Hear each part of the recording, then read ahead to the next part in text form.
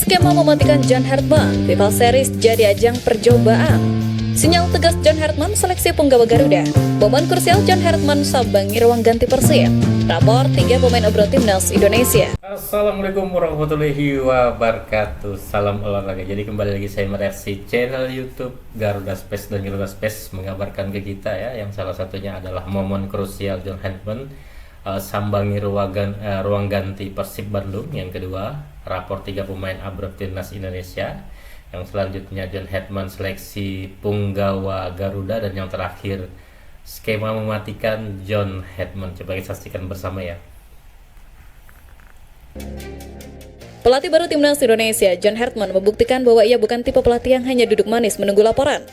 Terbukti, sebuah momen krusial terjadi saat John Hartman menyambangi ruang ganti Persib Bandung usai kemenangan mereka melawan Maluku United. Tindakan ini dianggap sangat tidak biasa namun luar biasa positif. John Hartman menunjukkan bahwa ia sangat menghargai peran klub domestik dalam memproduksi talenta untuk timnas. Setelah pertandingan berakhir, Hartman tidak langsung pulang, melainkan masuk ke lorong stadion dan meminta izin untuk masuk ke ruang ganti tim Pangeran Biru. Di sana, Hartman tidak hanya sekedar menyapa, tapi melakukan diskusi intens dengan 3 pemain timnas Indonesia yang ada di skuad Persib, seperti Beckham Putra, Tom Hai, dan Eliano. Selain itu, dirinya berkomunikasi banyak dengan staf pelatih Persib Bandung. Hartman ingin mendengar langsung mengenai kondisi fisik, mental, serta bagaimana mereka menjalankan instruksi di level klub. Pendekatan personal seperti ini sangat penting untuk membangun kepercayaan diri pemain. Kunjungan tersebut memberikan sinyal kuat bahwa Hartman sedang memantau setiap detail perkembangan pemainnya. Ia ingin memastikan bahwa pemain lokal memiliki standar disiplin dan pemahaman taktik yang sama dengan mereka yang bermain di luar negeri.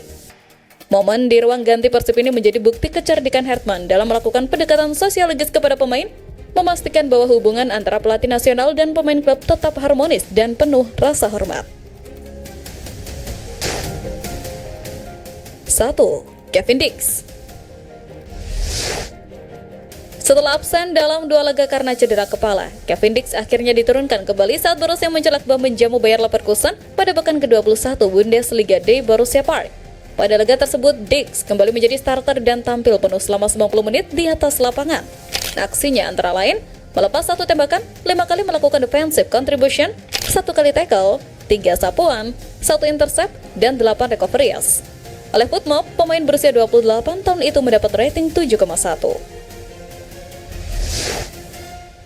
2. Justin Hubner.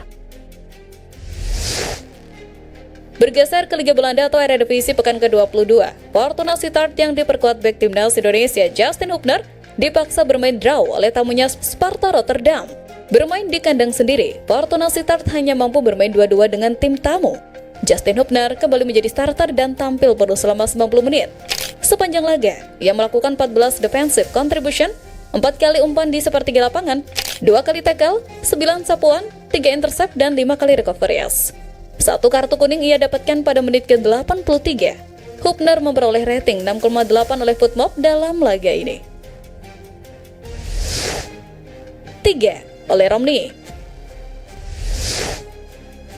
Bermain sebagai pengganti, Oleh Romney mendapatkan 1 kartu kuning saat menahan imbang Coventry City. Sepanjang 19 menit bermain, Oleh Romney minim mendapatkan aliran bola. Tercatat, ia hanya 4 kali menyentuh bola, disusul 1 kali defensive contribution, 1 umpan ke sepertiga lapangan, dan akurasi passingnya di angka 33%. Ia memperoleh rating 6,1 oleh FootMob. Sepanjang musim ini, Oleh Romney baru 11 kali bermain untuk Oxford karena cedera di awal musim. Dari 11 laga, Oleh Romney baru merasakan 1 kali kemenangan saat mengalahkan Ipswich 2-1 pada pekan ke-17 lalu.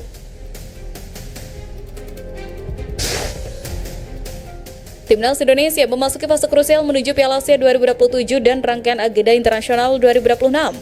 Di tengah ketatnya persaingan skuad, John Hartman mengirim pesan keras ke seluruh pemain nasional tidak ada nama yang dicoret permanen dari Garuda.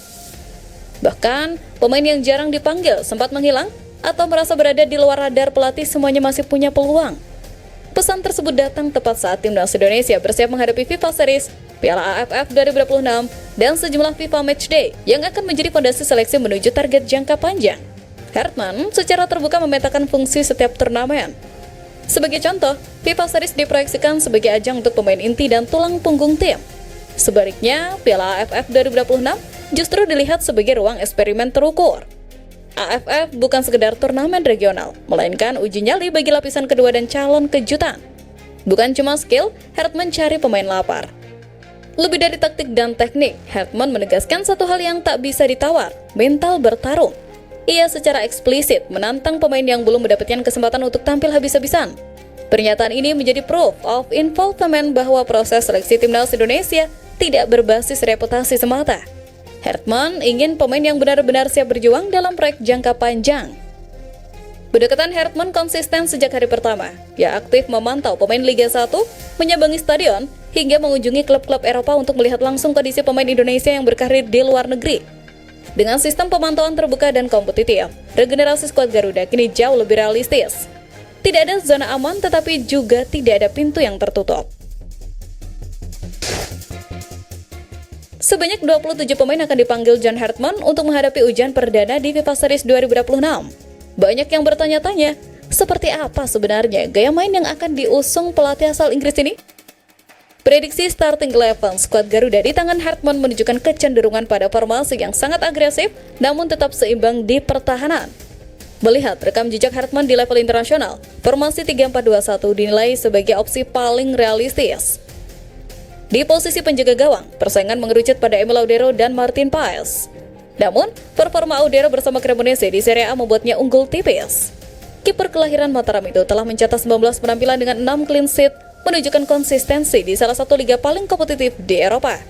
Pengalaman menghadapi tekanan tinggi menjadi nilai tambah besar bagi Hartman. Di jantung pertahanan, Kevin Dix, Jait Zels, dan Rizky Ridho diprediksi menjadi pilihan utama. Jait Zels tampil reguler bersama Sassuolo di Serie A dan nyaris tak tergantikan sebagai starter. Kevin Dix juga menunjukkan performa impresif bersama Borussia Mönchengladbach di Bundesliga, bahkan sempat mencetak gol dari titik penalti. Rizky Ridho melengkapi trio ini dengan kepemimpinan dan konsistensi yang ia tunjukkan bersama Persija Jakarta. Kejutan terjadi di lini tengah. Absennya Tom Hai membuka peluang bagi Ivar Jenner untuk menjadi poros utama permainan. Gelandang baru Dewa United itu dikenal memiliki stamina tinggi, distribusi bola rapi, serta pengalaman yang cukup. Ivar diprediksi berduet dengan Joy Pelopesi, gelandang bertipe pekerja keras yang kuat dalam duel dan agresif saat bertahan. Kombinasi ini diharapkan mampu menjaga ritme sekaligus menutup ruang lawan. Di sektor sayap, Calvin Verdong berpeluang mengisi sisi kanan dengan kecepatan eksplosifnya, sementara Dean James menjadi opsi ideal di kanan berkat kemampuan overlap dan umpan diagonal akurat, ditambah jam terbang reguler di area divisi bersama Go Ahead Eagles. Di belakang striker, Ezra Walian dan Milano Jonathans diprediksi mengisi dua slot kreatif. Ezra tampil produktif bersama Persik Kediri di BRI Super League, berkontribusi lewat gol dan assist, sementara Milano mulai mencuri perhatian bersama Excelsior Rotterdam. Sebagai ujung tombak, Ole Romney masih menjadi pilihan utama. Meski belum sepenuhnya menemukan ritme terbaik pasca operasi bersama Oxford United, striker 25 tahun itu tetap menjadi salah satu aset paling berbahaya timnas Indonesia dalam urusan mencetak gol.